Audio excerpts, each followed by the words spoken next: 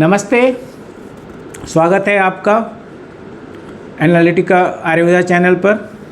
और जैसा कि हमने आपसे कहा है कि हम आपसे बातें करते रहेंगे और करीबन 2-3 महीने लगातार बात करेंगे। जैसे कि हमने ड्रग एंड कॉस्मेटिक एक्ट और ड्रग रूल्स 1945 पूरे 8 महीने में पूरा किया, तो इस किताब को भी मुझे आपके सामने पूरा करना है। और फिर ये किताब वही है, पर्पल बुक यानी कि published by the food safety standard authority of India. और इस किताब में, पर्पल बुक में ये बताया गया है कि अगर आपको कोई बीमारी है तो आपको क्या खाना चाहिए। इसमें बीमारियों का इलाज नहीं बताया गया, इसमें सिर्फ ये बताया गया है कि इस बीमारी में आपको क्या खाना चाहिए। और ये निर्धारण किसने किया है? बहुत अच्छे डाइटिशियन ने, न्यूट्रिशन के एक्सपर्ट्स ने, हेल्थ सेक्टर के एक्सपर्ट्स ने और आयुर्वेदा के भी एक्सपर्ट्स इसमें कहीं कहीं पर कंसल्ट किए गए हैं, लेकिन बहुत आयत नहीं किए गए हैं। फिर भी साफ कह रहा हूँ मैं, फिर भी इस किताब को पढ़ने के बाद मुझे ऐसा लगा कि नहीं, इसकी जानकारी सबको होनी चाहिए, प्रत्येक व्यक्ति को होना चाहिए। तो इसमें बड़ी साधारण भाषा में और बहुत ही अच्छे तरीके से ये बताया गया है कि किस बीमारी की अवस्था में क्या खाया जाना चाहिए। तो ये काम मैं इसलिए करना चाहता हूँ कि विश्वविद्यालय के प्रोफेसर्स का एक ये भी दायित्व होता है, सामाजिक रूप से वो लोगों के कुछ बातें बताते रहें, उनको जागरूक करते रहें। ये भी हमारी एक ड्यूटी में आता है। राजनीतिक रूप से भी आता है, आर्थिक रूप से भी आता है, सांस्कृतिक रूप से भी आता है, प्रशासनिक रूप में भी आता है और शैक्षणिक तो हमारी प्रथम जिम्मेदारी है ही है। तो हम इसको इस तरह से एक अपनी सामाजिक जिम्मेदारी के रूप में करना चाह रहे हैं। तो मैं अभी आपके सामने हाइपरटेंशन पर शुरू किया था। चैप्टर 2 इस किताब का हाइपरटेंशन है और चैप्टर 3 इस किताब का जो कि शुरू होता है मेटाबॉलिक डिसऑर्डर्स से। और मेटाबॉलिक डिसऑर्डर्स में जो सबसे पहला है ये ओबेसिटी है। तो ये बात ये है कि सबसे पहले तो ये समझना होगा कि ओबेसिटी है क्या। तो सिर्फ मोटा हो जाना एक मोटी पहचान है कि मोटा होना ही मोटापा है। अच्छा लग रहा है कि मोटी पहचान है कि मोटा होना ही मोटापा है। ठीक है, ये तो एक बोलचाल की भाषा में आता है कि मोटा बताओ क्या करना चाहते हो। मतलब वहाँ मोटे का अर्थ अलग है, एक शार्प और प्रिसाइज वो पूछते हैं। तो यहाँ ये बता रहे हैं कि व्हाट इज़ ओबेसिटी। तो over weight is a state in which the body weight exceeds the standard weight for height. Obesity is a condition of chronic multifactorial metabolic diseases characterized by an increase in body fat store resulting in adverse metabolic, biochemical and psychological health consequences. And it is a gateway of ill health. And is currently one of the leading cause of disability and death affecting adults, adolescents and children worldwide. Obesity is a precondition for various chronic diseases like diabetes, cardiovascular disease, cancer, stroke and arthritis. तो आ जाइए अब हिंदी में बात करते हैं। ये जो किताब है मिनिस्ट्री ऑफ हेल्थ की, वो डिफ़ाइन कर रही है कि मोटापा क्या है। मैं पहले ही कह रहा हूँ कि ये वीडियो आयुर्वेद के निष्णात लोगों के लिए नहीं है। ये वीडियो एक सामान्य जनता के लिए है जो कि जानना चाहती है कि हम स्वस्थ कैसे रहें। ठीक है, इसलिए यहाँ पर भाषा भी वही होगी, सामान्य जनता वाली होगी और बातें भी सामान्य जनता वाली होंगी। चलिए साहब, तो क्या है मोटापा? तो मोटापा सभी भयानक बीमारियों की जड़ है। और वो भयानक बीमारियां कौन सी? कैंसर, चाहे पैरालिटिक अटैक, स्ट्रोक, हाँ कैंसर, और फिर ये डायबिटीज़ तो है ही है। और उसके बाद जो अभी कल मैंने अखबार में पढ़ा था कि हर तीसरा आदमी घुटनों के दर्द से परेशान है। तो जोड़ों के दर्द में भी मोटापा एक बहुत बड़ा कारण है। फिर मोटापा है क्या? तो आपका ये जो आपकी हाइट है उससे ज़्यादा एक निश्चित जो स्टैंडर्ड चीज़ें हैं, BMI इंडेक्स बोलते हैं उसको, उससे ज़्यादा मात्रा में अगर आपकी बॉडी में फ़ैट है तो वो मोटापा है। और इस मोटापे के चलते आपको बायोकेमिकल चेंजेस, मेटाबॉलिक चेंजेस और साइकोलॉजिकल हेल्थ, मुझे सबसे अच्छा इसमें वर्ड लगा साइकोलॉजिकल, कि मनोवैज्ञानिक रूप से भी आप परेशान होते हैं। अरे मैं तो बहुत मोटा हो गया हूँ, अरे मैं तो बहुत मोटी हो गई हूँ। इसको लेकर के भयानक शब्द ही ठीक है, एक अलर्टनेस है, लेकिन अलर्टनेस तो है, फिर भी मोटापा कम नहीं हो रहा है। लोग मोटे पर मोटे होते जा रहे हैं, चाहे वो बात फीमेल्स की हो, चाहे वो बात मेल्स की हो। जिसको देखो एक निश्चित एज ग्रुप आते ही वो मोटा होना शुरू हो जा रहा है। तो निश्चित रूप से इसमें मेटाबॉलिक डिसऑर्डर्स है, हार्मोनल चेंजेस हैं।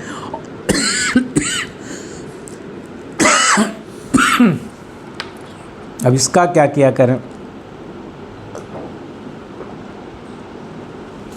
बोलते बोलते जब हिंदुस्तानी भाषा में सरक जाता है, तो अब ये क्यों हो रहा है? तो कुल मिलाकर के इस आपके सामने आने के पहले जब मैंने इसके बारे में थोड़ी सी चैतन्य रूप में खुद के जानने की कोशिश की कि ऐसा क्यों है, तो एक और दो कारण बस इसमें नज़र आए।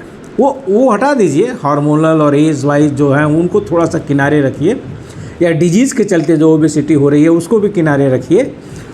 तो दो चीज़ें हैं जिसके चलते व्यक्ति बेतहासा मोटा होता है।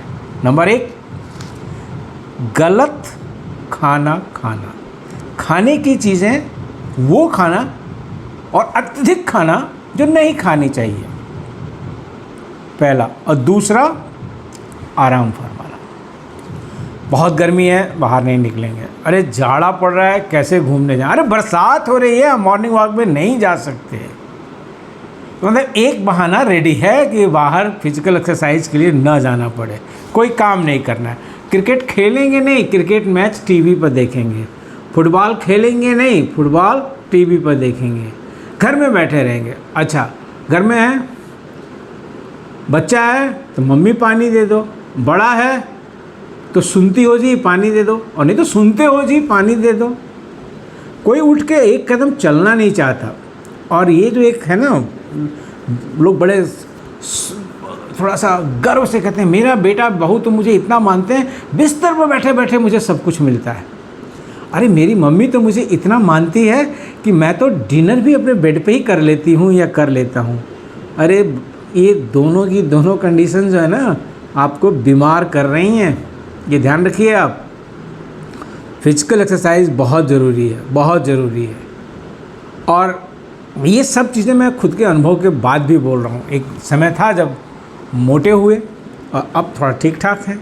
तो मोटापा दूर करने के कुछ उपाय हैं जो हम बिना दवा के बता रहे हैं। अभी तो एक वंडर ड्रग मार्केट में चल रही है जिसको कि इस पर इंडिया टुडे ने, देखिए मैं दवाओं के नाम नहीं लेना चाहता हूँ क्योंकि इनसे कंट्रोवर्सी होती है बहुत, लेकिन आप इंडिया टुडे का आप 2 या 3 इशू के पहले वाला इशू देखिए, पूरा एक इंग्लिश एडिशन में, वही हिंदी एडिशन में भी होता है, एक वंडर पिल जो डायबिटीज़ के लिए आ रही है उसी को माना जा रहा है कि वो ओबेसिटी को भी डाउन करती है। तो हम ये कहना चाहते हैं कि अभी दवाओं को तो छोड़ दीजिए, और आयुर्वेद में विरेचन करा करके ओबेसिटी ठीक करने वाले भी बहुत सारे लोग हैं, उनको अभी किनारे रखिए, अंग्रेजी पिल्स को भी और आयुर्वेदिक प्रक्रियाओं को भी। हम खाने पर कैसे नियंत्रण करें, क्या खाएं जिससे कि मोटापा कम हो। और ये मैं पहली बार नहीं बोल रहा हूँ और आखिरी बार भी नहीं बोल रहा हूँ, और पहले भी नहीं आपको बता रहा हूँ, और इसके पहले भी बहुत सारे लोग बताते चल रहे हैं और दूसरे लोग भी बताएंगे आगे आने वाले समय में।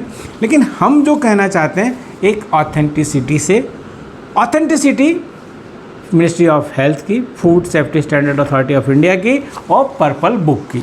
चलिए, अब ये BMI इंडेक्स है, क्लासिफिकेशन है कि ओवरवेट क्या होगा, जिनका 23 से 24 है BMI जो कैलकुलेशन की जाती है। क्लास 1 ओबेसिटी है जिनका 25 से 29 है। क्लास 2 ओबेसिटी है जिनका 30 से 34 34.9 है। क्लास 3 ओबेसिटी है जिनका 35 से ज़्यादा है। परसेंट बॉडी फैट ये वुमेन का कह रहे हैं कि 32% से ज़्यादा हो, मेन का जो है 25% से ज़्यादा हो। और वेस्ट सर्कमटेंसेस वुमेन के लिए है कि अगर उनकी कमर 80 सेंटीमीटर से ज़्यादा है तो, और आदमियों के लिए है कि वो 90 सेंटीमीटर से ज़्यादा हो तो तो सबसे पहले ये कहते हैं कि what should I set as my goals if I am overweight और ओबेज, मुझे क्या करना चाहिए। तो इसमें सीधी सीधी बात है, number 1 focus on weight management and attending the ideal body weight. Weight management और निश्चित रूप से एक जो आइडियल बॉडी वेट है उस पर रखिए। Improve quality of life by exercising daily, exercise daily होनी चाहिए जिससे कि क्वालिटी ऑफ लाइफ होगा। बहुत सारे लोगों को देखिए, अरे देखिए ना, आप जिनके बड़े फ़ैन हैं ना, क्रिकेटर्स के, चाहे फिल्म स्टार्स के, या इवन कुछ पॉलिटिशियंस के भी, या कुछ ऑफिसर्स के भी, तो वो अपने इस 24 आवर में एटलीस्ट 2.5 से 3 घंटे या 2 से 3 घंटे, और कुछ तो 3 घंटे से ज़्यादा भी, जो लोग की फिल्म इंडस्ट्री में हैं, वो लोग फिजिकल एक्सरसाइज पर देते हैं। Do you know it? आपको ये पता है? 3 घंटे डेली वो लोग फिजिकल एक्सरसाइज पे हैं, जो लोग फिल्म इंडस्ट्री में हैं और आपके आइडियोलॉजिकली हीरो और हीरोइन हैं, या जो लोग क्रिकेटर्स हैं, ये लोग भी 3 घंटे 4 घंटे, ये लोग भी, हर इनका तो मैदान में है तो चल ही रहा है, लेकिन उसके बाद भी ये लोग 3 घंटे की एक्सरसाइज करते हैं। कुछ ऑफिसर्स भी, सभी लोग, कुछ पॉलिटिशियंस भी, अपने प्रधानमंत्री जी को ही ले लीजिए, वो कहीं भी रहें, सुबह का उनका 1 घंटा योगा और फिजिकल एक्सरसाइज के लिए होता है। ऐसे बहुत सारे लोग हैं। अब भाई जब प्रधानमंत्री जी का नाम लिए हैं तो राहुल गांधी जी का भी नाम ले लें, वो भी अपनी एक्सरसाइजेस के लिए फेमस हैं, और एक तो पता नहीं उनको ठंडा नहीं लगता, टी शर्ट में ही घूमते रहते हैं हर मौसम में। एनी हाउ, मतलब कि फ़िज़िकल फिटनेस, फिजिकल एक्सरसाइज, थोड़ी सी बातें मस्तिष्क को और ग्राह्य बनाने के लिए थोड़ा सा ऐसी भी बात की जानी चाहिए। अब ये गाइडलाइंस क्या कहते हैं, बस 20 मिनट के लिए बात करेंगे, फिर ओबेसिटी पे एक और एपिसोड पे जाएंगे। ये कहते हैं कि guidelines for dietary and lifestyle changes to the regulate overweight और ओबेसिटी। बहुत पैसा खर्च करने की ज़रूरत नहीं है, बहुत कंसल्टेशन में जाने की ज़रूरत नहीं है, मोटापा का गारंटी इलाज कम करने का हो रहा है, उस पर नहीं जाना है, बस जो बोला जा रहा है इस किताब में उसको करिए, जो मैं खाली आपको पहुंचा रहा हूं।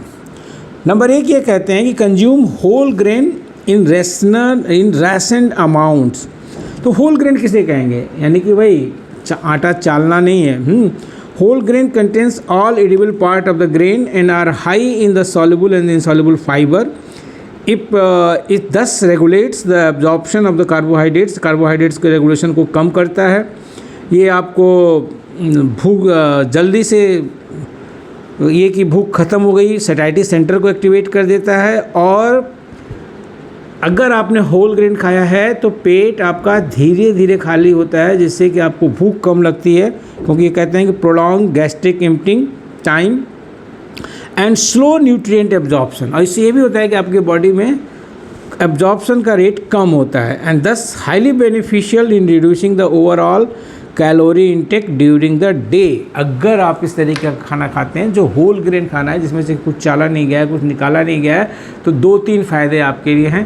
1 कि धीरे धीरे अवशोषित होता है, 2 पेट धीरे धीरे खाली होता है, नंबर 3 कि इसमें अब्जॉर्प्शन कार्बोहाइड्रेट का थोड़ा सा कम होता है, और ये निश्चित रूप से आपके लिए कैलोरी को मेंटेन करता है। नंबर 2 क्या कहते हैं, protein containing food should be part of every meal. हर खाने में कोई कुछ ना कुछ प्रोटीन आपको लेना है। तो प्रोटीन क्या है, दालें हैं, pulses, legumes, eggs, lean portion of the chicken, fish.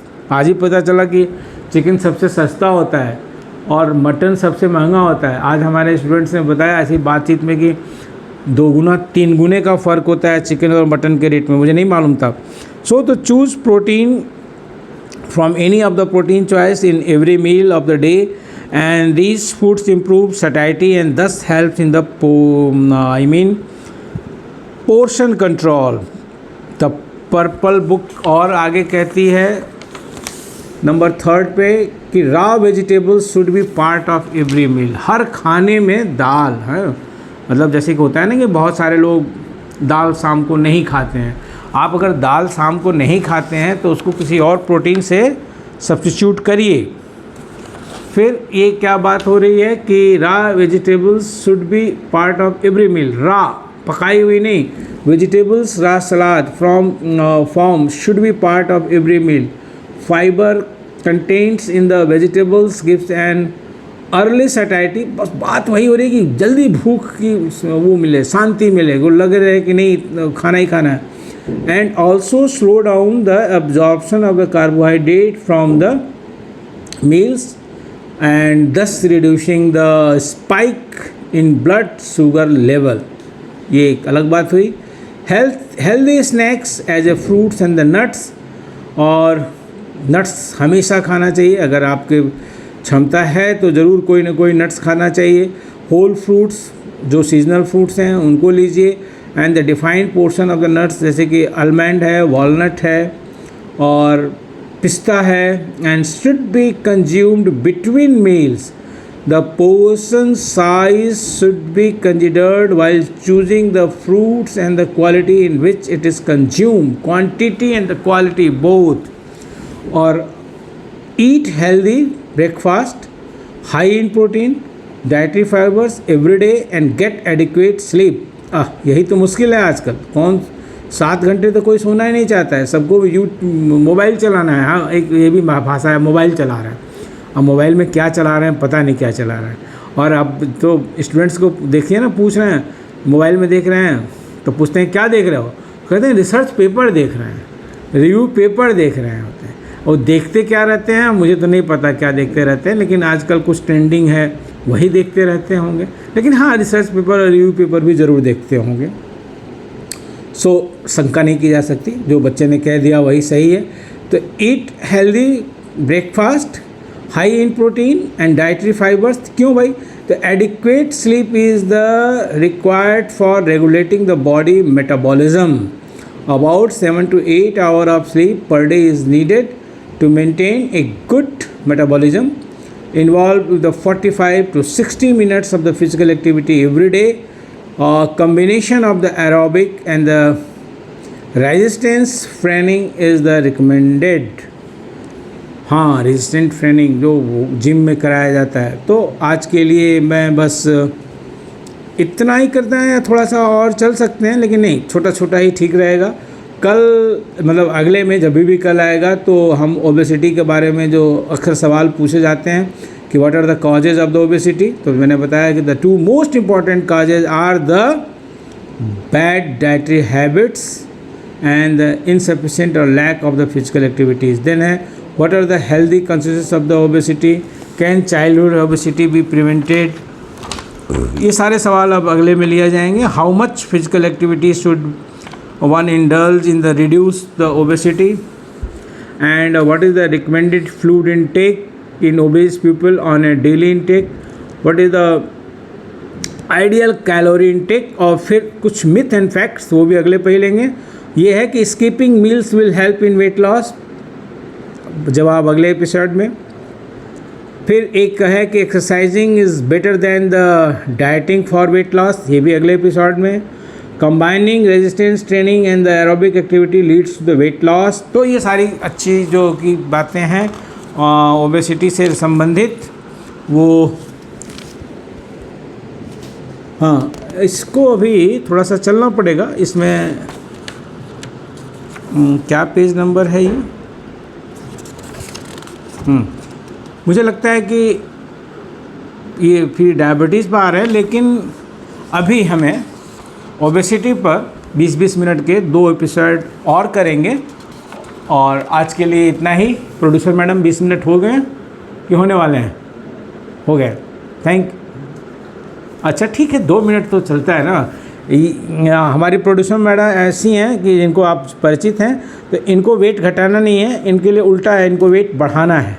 सो चलिए मित्रों, फिर ओबेसिटी के ऊपर 2 एपिसोड्स और करेंगे. ये किताब में इतना मैटर है 20-20 मिनट के.